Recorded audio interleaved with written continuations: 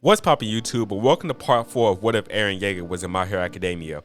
The last part was part 3, and this was part 2 of the UA Sports Festival, and we went through how Eren battled Shinso, Kirishima, Ida, and then Bakugo, where sadly he lost against Bakugo in the final round. So in this video we're going to move on to the next arc, which is called the Attack Agency arc.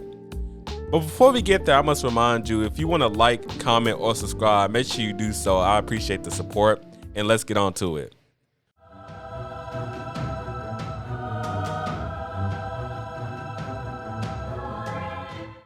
The festival is over, and the students of UA return to resume class as usual. Before they get to their lesson, Aizawa tells the students that they will partake in hero agency courses. After the festival, many heroes scattered the students that caught their interest and invited them to their agency. As Eren was in second place in the tournament, the class expected him to have a huge amount of invites. However, this wasn't the case. Eren only received a few offers from heroes, which confused him. Uraraka noticed that he looks puzzled and explains that maybe since he was berserked in the tournament, many heroes thought he wasn't fit for their agency. As he looks down the list, one name sticks out from the others, which was Mount Lady. Her quirk was similar to Eren's, as she increased her height to an incredible amount. She most likely recruited Eren due to this, so he chose to work with her.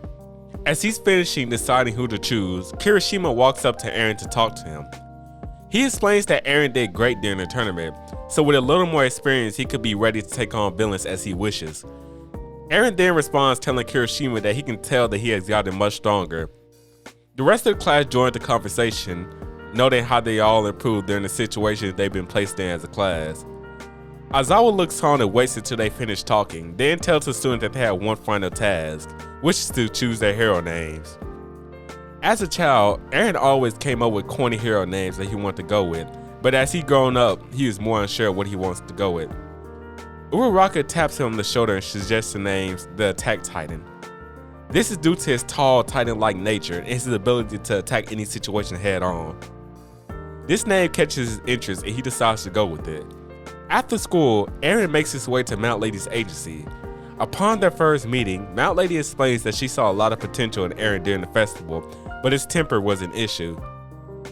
She also explains that she wants to polish some of his movements and attack and teach him the best way to use height from his advantage. The first day of the training consists of movement training and how to maneuver best being in such a large form. They also spar in combat, which causes Mount Lady to recognize Eren's great talent in combat. He is also a smart fighter, but often makes bad decisions due to how hot-headed he is. Eren explains that during the tournament, he discovered from one of Bakugo's attack that he has a weakness, which is his nape. She suggests that he works on his agility so he can quickly turn around and take out enemies from behind, but there's no definitive way to stop this. After a few weeks of training and preparation, Mount Lady allows Eren to follow her while she's patrolling the town after he asks countless times. While they are out, Eren gets a good look at the large city for the first time. Families out and about, people working, and kids playing in the playgrounds. Eren clenches his fist, as this sight is what he wants the future to look like for the people. A future without the worry of villains, a future where everybody can live in peace. As he glances around the city, a loud crash is heard from further through the town, and they rush to see what occurred.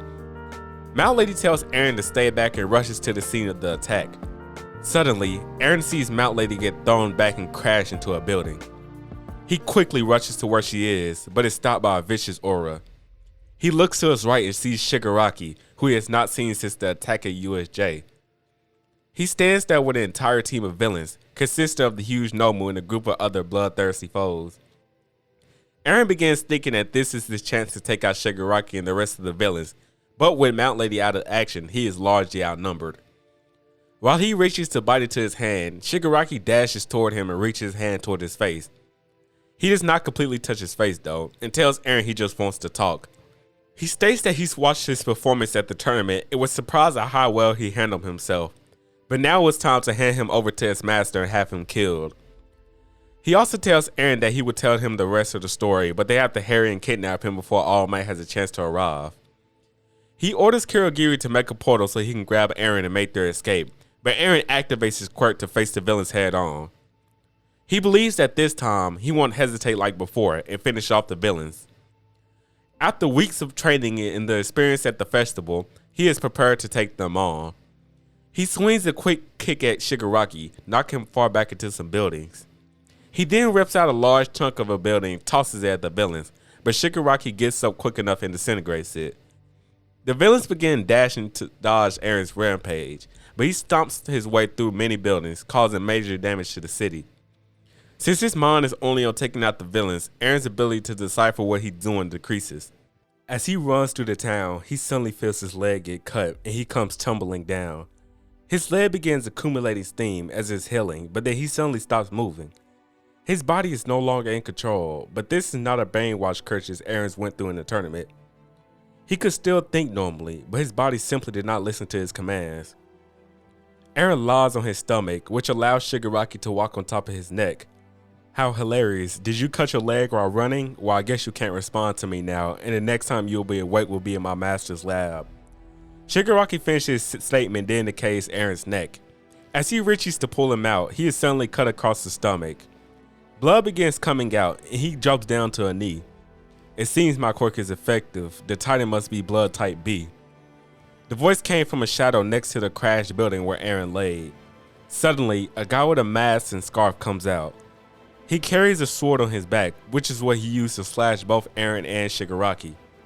Shigaraki looks up at Stain, making a face as if he recognized him. This was due to their prior meeting, which led to Stain attacking Shigaraki after the conflict that occurred. This was due to Stain's dislike of Shigaraki's bloodlust, which he felt was unneeded. Stain pushes Shigaraki off of Eren's back, then points his sword at Eren's chest. Eren is currently passed out, as his nape was just destroyed by Shigaraki, leading to Stain pulling him out. Before he thought about giving the killing blow, he begins to give a speech to Eren. You're weak. You use your quirk in such a selfish way, with no care of protecting anyone. Luckily, the citizens in town escaped, but your bloodlust would have killed all of us if everybody was here. As he raises his sword to finish Eren off, a dash of light blasts through the air, and Stain is kicked with such velocity that he crashes into the rubble that was caused by Eren's destruction. The attack was caused by Eren's classmate, Ida. He lifts Eren up and lays him down, away from Shigaraki and Stain. He then returns to battle face to face with Stain.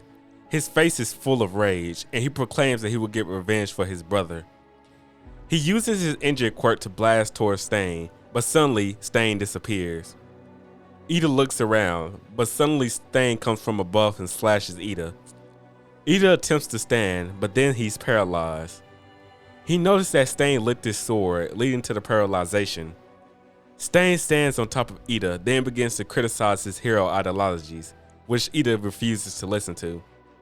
While all of this is occurring, Shigaraki stands from his knee and staggers towards Eren. He throws his hand up, seeming to be signaling for something. Suddenly, from behind a large pile of rubble, a purple portal is created. It was a portal created by Kurogiri, who was hiding this entire time waiting for Shigaraki's signal. A group of villains that Shigaraki brought along came out from their hiding and grabbed Eren, carrying him to the portal. Before they reached it, Stain appeared in front of them. Stain says he won't let them escape with Eren, then cuts all the villains carrying him. As he's slicing, Shigaraki places his hand against Stain's leg and decays a part of it, which gets Stain out of the way. This slows him down for a little, allowing Shigaraki and Kurogiri to make their escapes with Eren. Eren opens his eyes and sees a ceiling he's never seen before. He looks around and sees what appears to be a bar, with Kurogiri behind the counter. Shigaraki sees that Eren is finally awake, then places the chair in front of where Eren is held. He begins speaking and tells Eren to thank his father for all of this, as he's the reason why Eren has a quirk now. Eren is confused by this statement and begins yelling at Shigaraki that he's gonna kill him for mentioning his father. Shigaraki stands up and kicks Eren, telling him he's lucky he doesn't just kill him right here and now.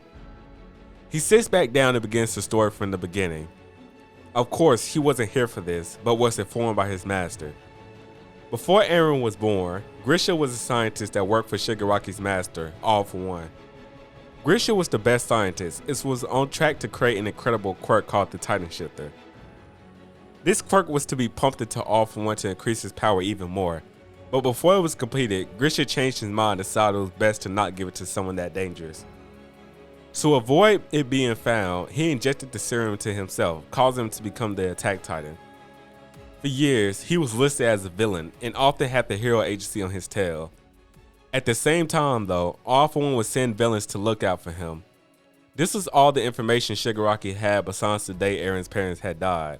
However, hearing this made Eren unlock memories of events he's never seen or heard about.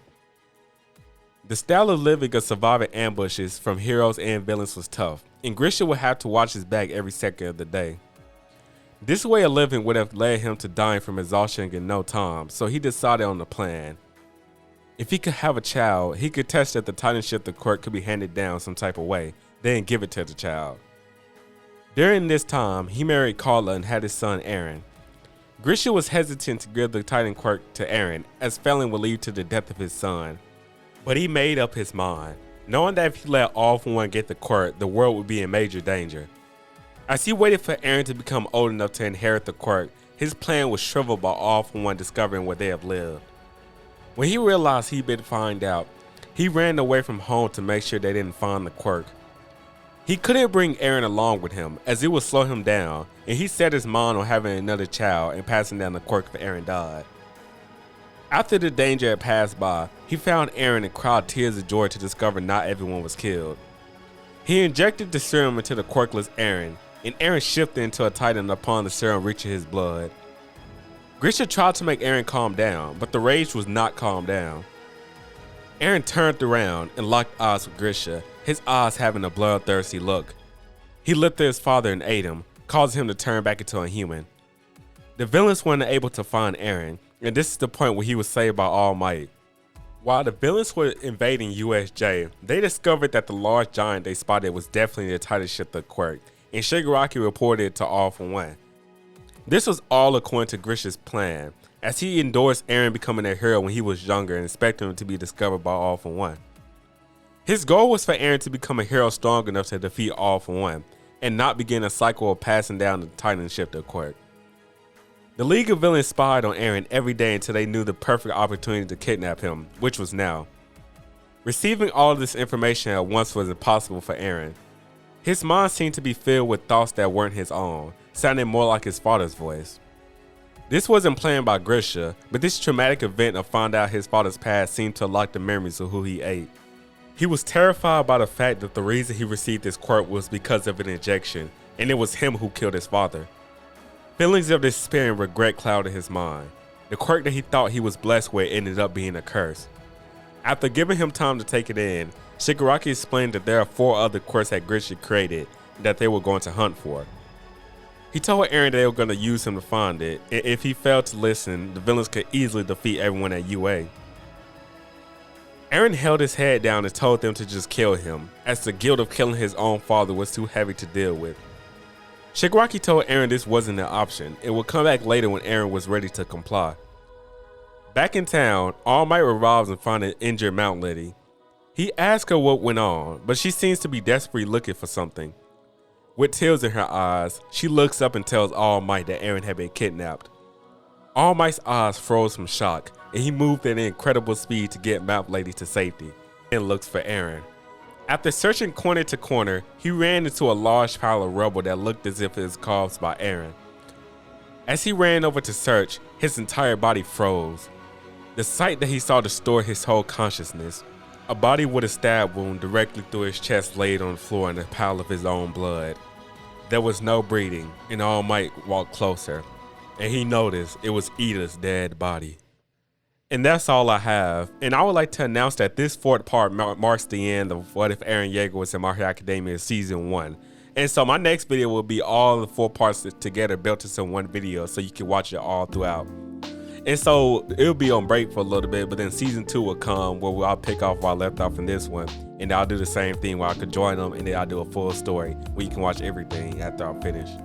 If you enjoyed this video, always remember that you can hit the like button to support me, and also leave comments if you want to talk about anything with me about this series, and make sure to subscribe. And thank you for watching. That's all I have. See you next time, folks.